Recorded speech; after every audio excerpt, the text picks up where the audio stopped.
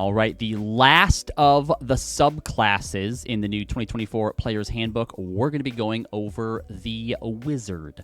I'm interested to see what they did here because personally, the old Wizard subclasses I was never the biggest fan of. Obviously, there are some good ones, but in regards to, school of this, school of that, ooh, they're all considered legacy now, blah, blah, blah, blah, blah, blah, blah.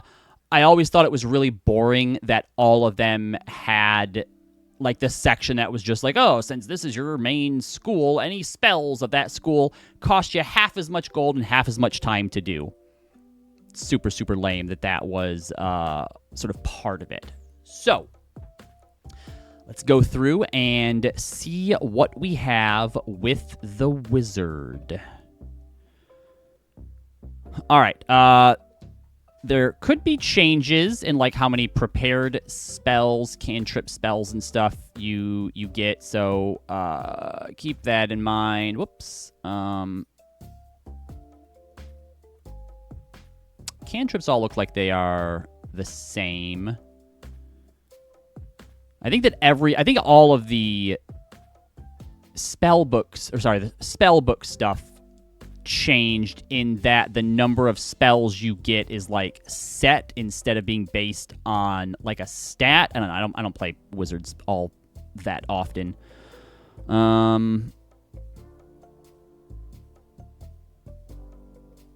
Yep, all right, so the whole copying into a spell book still takes time and gold and stuff. That's fine. Arcane Recovery. Can't do so until you finish long rest. A lot of the other classes got Arcane Recovery style things as well.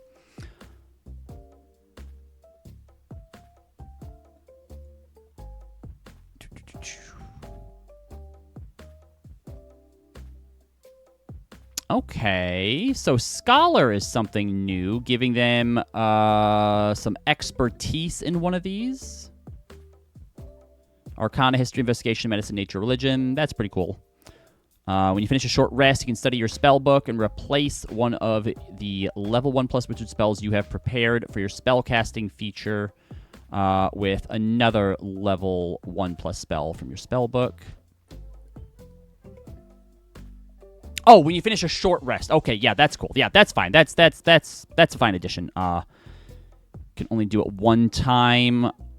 I wonder if later on you can do it more. But yeah, being able to replace spells on a short rest, so that way if you get put into a position where, like, boy, really wish I would have taken this spell instead today, I think being able to do that is fine. Spell Mastery.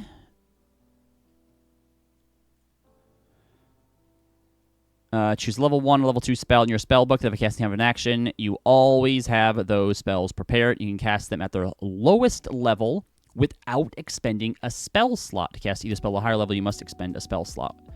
Whenever you finish a long rest, you can study your spell book and replace one of those spells with an eligible spell of the same level from the book. That's really cool. You know what? I kind of like that.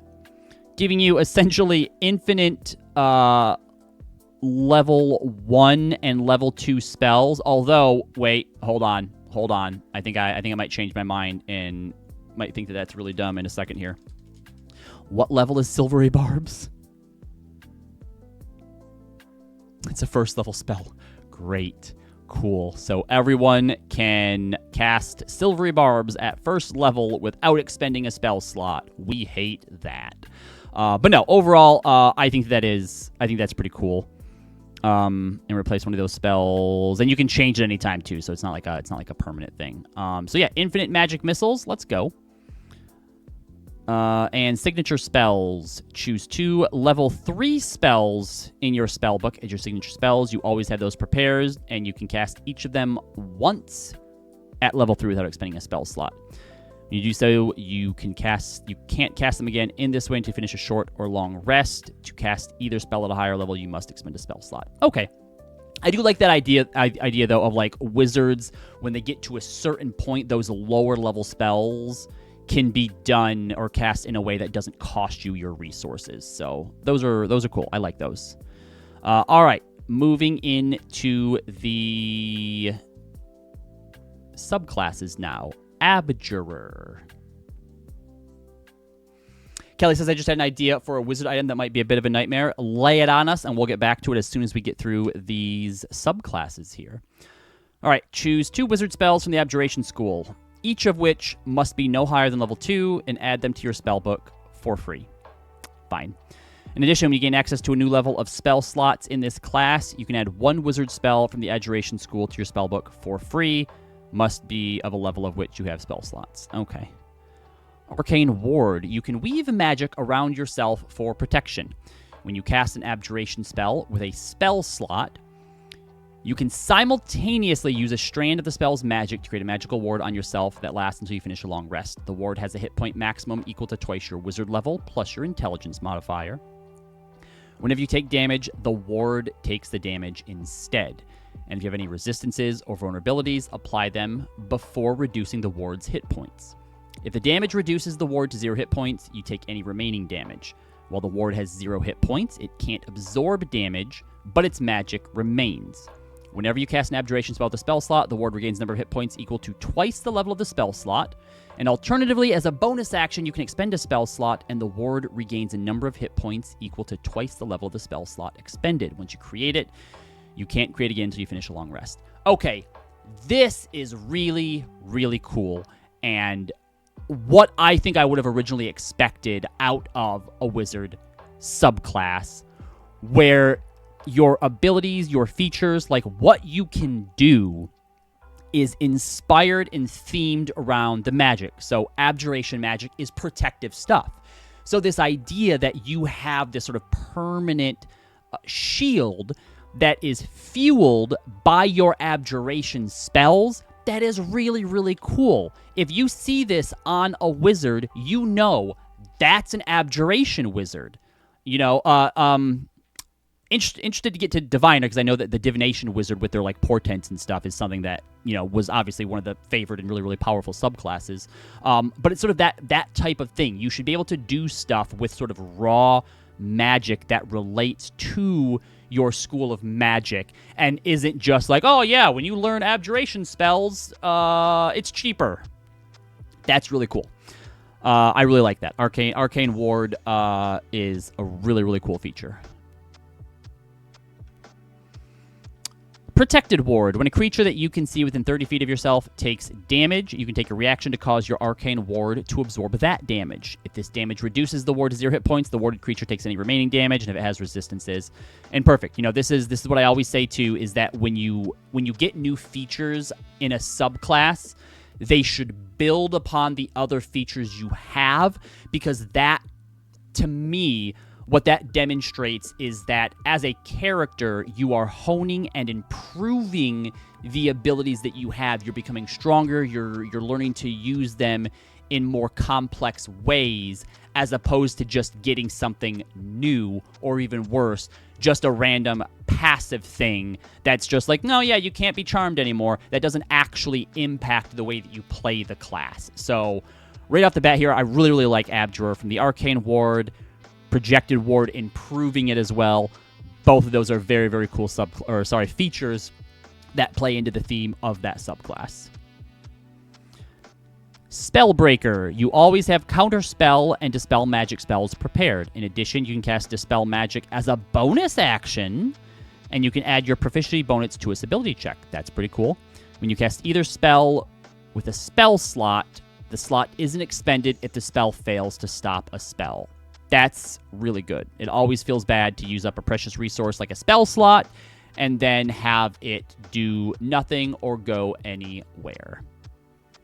And then spell resistance. You have advantage on saving throws against spells, and you have resistance to the damage of spells. Okay, that's fine. Like, it makes sense, but again, like this is the type of thing that doesn't feel great. Like, amazing to have. Advantage on all saving throws against spells, incredible. Half damage from all spells, so you're taking a quarter damage if you make your saving throw. Like, that is incredibly powerful, But as a capstone, what level does that happen at? Wizard, where are you?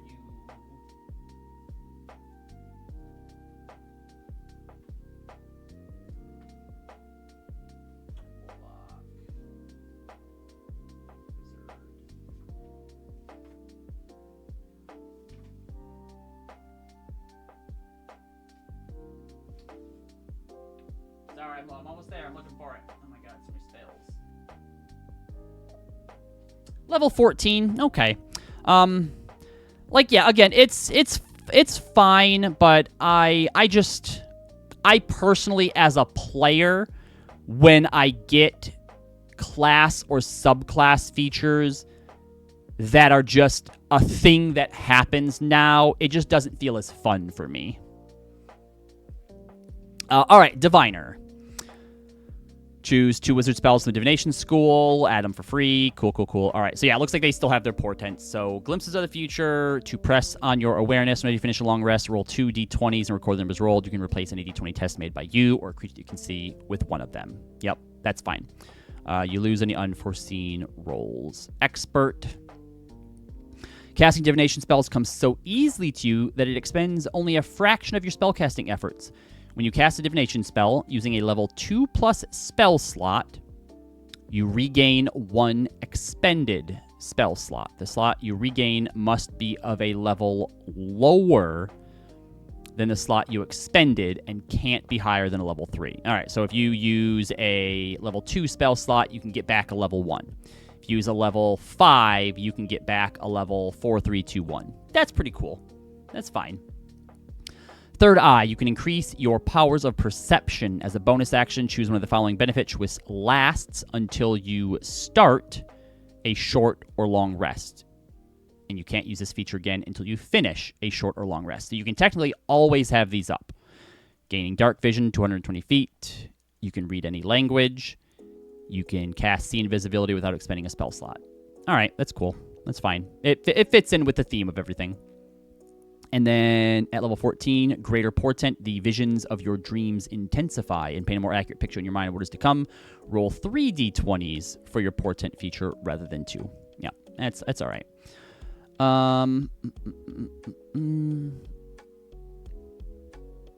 You know what I think I would want to put on here as well?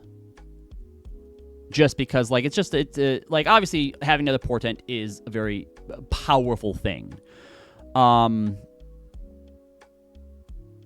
as far as, like, an upgrade goes, to be like, hey, I have one more, I think I would also add on here that if you use a portent, right, if you replace somebody's roll, and it doesn't affect the outcome of it, so, like, let's say in the case of, like,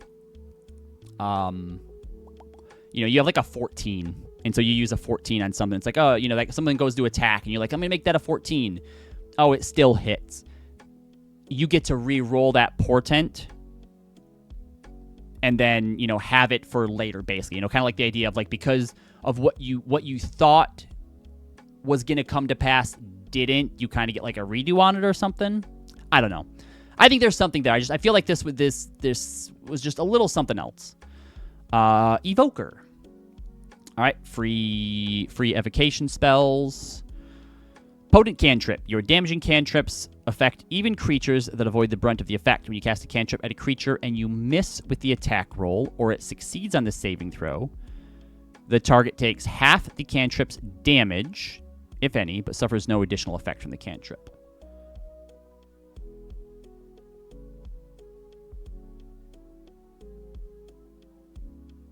Are there cantrips that...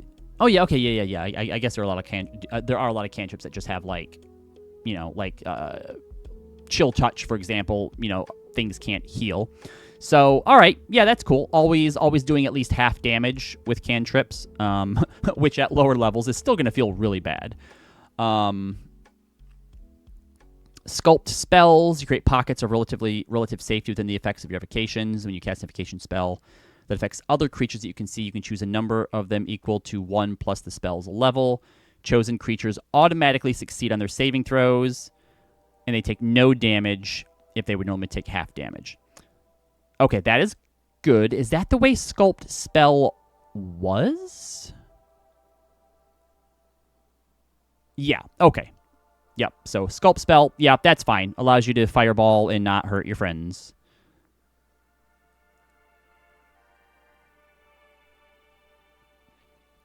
Empowered Evocation. When you cast a wizard spell from the Evocation School, you can add your intelligence modifier to 1 damage. This is dumb. Sorry, that's super lame. For a, what level? For a level 10, you get to add, so basically 5 damage. So when you cast a wizard spell from the Evocation School, it does 5 more damage. That's it. Blah. Like, I guess I don't necessarily know what I would do to, like, change it, but that's just, ugh. No, you know what I would do? You know what I would replace this with? I would say that when you finish a long rest, you can choose 1 element, right? Thunder, fire, cold, lightning, poison, acid. And if something that you hit with that spell would be resistant, they're not resistant to it. Or if they would be immune, they're resistant to it. And you can change it every long rest. An extra 5 damage at level 10. Come on, that's... When it only affects 1 damage roll of that spell. Just adding 5 damage on? Super lame. It's not active in any way. It's just a passive thing. Just add 5 more damage. Don't like that. Overchannel. You can increase the power of your spells. When you cast a wizard spell with a spell slot of levels 1 to 5 that deals damage, you can deal maximum damage with that spell on the turn you cast it. Ooh, that's crazy. The first time you do so, you suffer no adverse effects. If you use this feature again before you finish a long rest, you take 2d10 necrotic damage for each level of the spell slot immediately after you cast it. This damage ignores resistance and immunity. Each time you use this feature again before finishing a long rest, the necrotic damage per spell level increases by 1d12. That I do really like. This is really cool. And is also what they had before, except it... oh, it does. Yeah, okay, so that's basically the same thing. Oh, did they basically not change Evoker at all? Shows how much I play Wizards. But that's really cool. I really like that. I think that plays well into, again, the themes, the idea of, like, the Evoker Wizard evocation and stuff like that. And it also gives you, like, this cool sort of, like, price to sort of play with, and how often do you want to do this. So I think Overchannel is really cool. And lastly, Illusionist.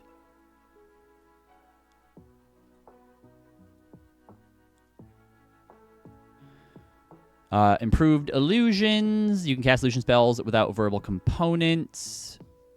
Increase the range of it. You also know the minor illusion cantrip. And you can cast it as a bonus action. Which is what it was. Nope, they actually improved it, because before it still took an action to cast. All right. Phantasmal Creatures is new. You always have the Summon Beast and Summon Fae spells prepared. Nice. Summon Fae still as good in the 2024 as it was. When you cast either spell, you can change its school to Illusion, which causes the summoned creature to appear spectral. You can cast the Illusion version of each spell without expending a spell slot, but casting without a slot halves the creature's hit points. Once you cast either spell without a spell slot, you must finish a long rest before you can cast the spell in that way again. That's fine.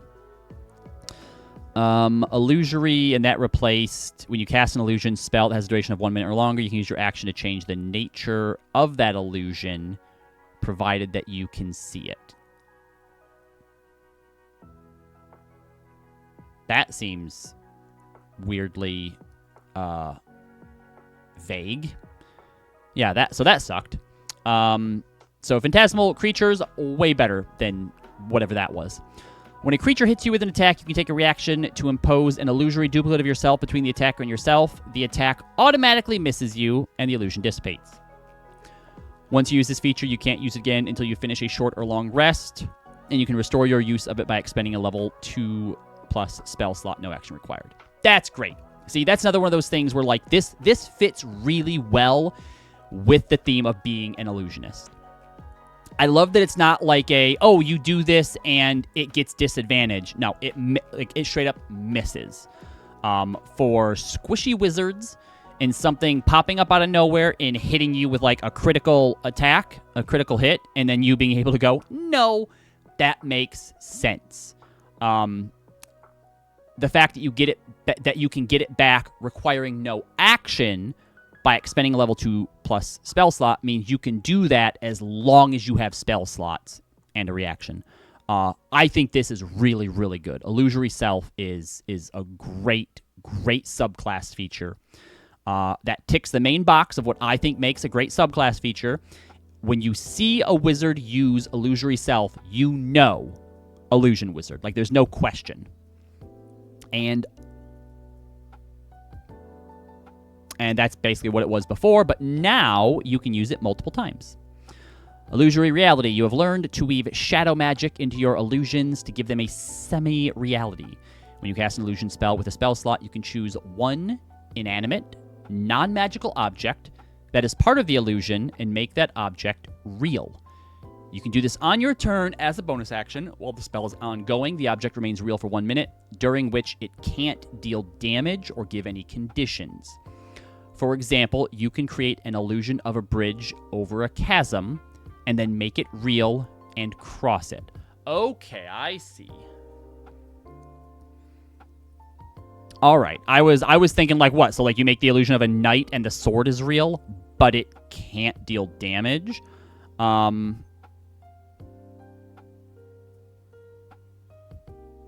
right. So yeah, this obviously requires like some creativity and like working within certain bounds with your DM for it to like, you know, be useful during combat. But I really like this. This definitely opens up a lot of application for this, both during combat or during like exploration or like role play moments. That's a really, really cool ability. I really dig that.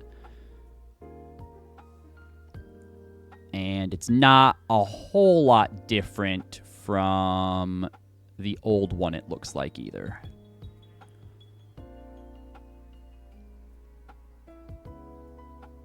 All right, so yeah, Wizards fine. It doesn't seem like there was like a whole lot that they have changed about Wizard stuff.